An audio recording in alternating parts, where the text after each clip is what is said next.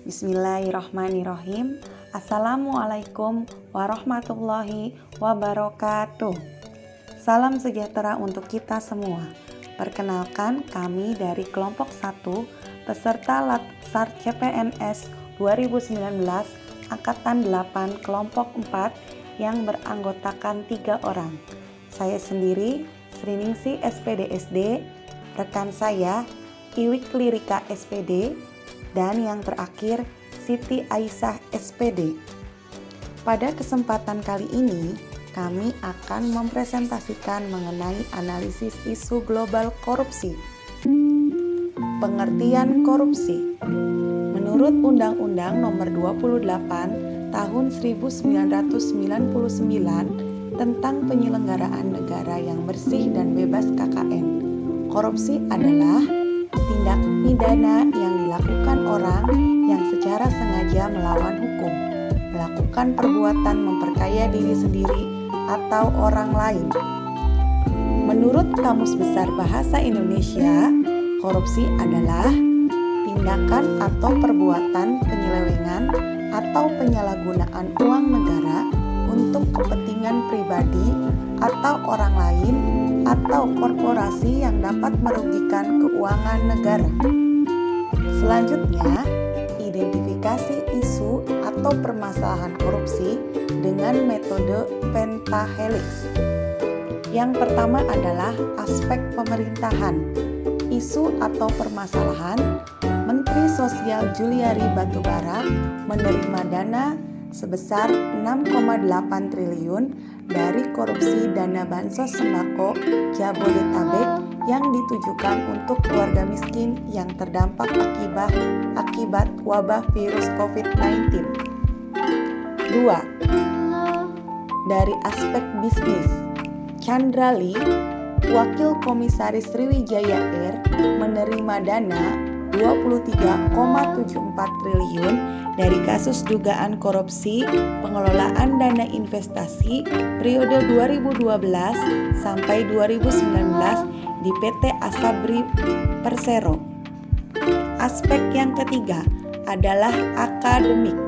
Isu atau permasalahan, 3 tersangka dengan inisial BG, BH, dan EN menerima dana sebesar 10 miliar dana pembangunan gedung Akademik Center IAIN Curug tahun 2018.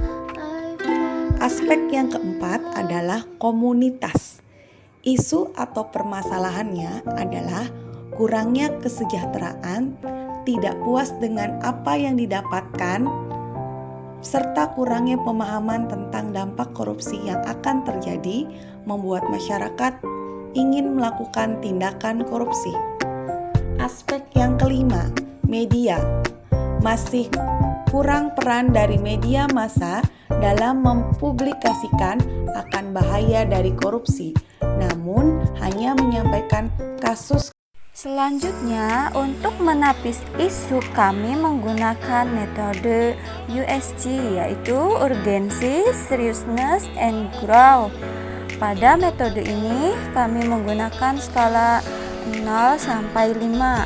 Yang pertama, untuk kasus tindak korupsi, Menteri Sosial Juliari Batubara menerima sebesar 6,8 triliun dari korupsi dana bansos sembako Jabodetabek yang ditujukan untuk keluarga miskin yang terdampak akibat wabah virus COVID-19. Kami beri skala urgensi 5, seriousness 5, grow 5, total 15. Kemudian kasus yang kedua, Chandra Lee, Wakil Komisaris Sriwijaya Air menerima 23,74 triliun dari kasus dugaan korupsi pengelolaan dana investigasi periode 2012 sampai 2019 di PT Asabri Persero. Kami beri nilai urgensi 4, seriousness 5, grow 5, total 14. Dan kasus yang terakhir yaitu 3 tersangka dengan inisial BG, BH, dan EN menerima sebesar 10 miliar dana pembangunan gedung akademik Center IAIN Curug tahun 2018. Kami beri skala urgensi 4, seriusness 4, grow 4 dengan total 12. Selanjutnya adalah analisis sampai ke akar permasalahan dengan menggunakan fishbone analysis. Korupsi yang terjadi oleh Menteri Sosial sebesar 6,8 triliun tersebut pastinya disebabkan oleh beberapa faktor.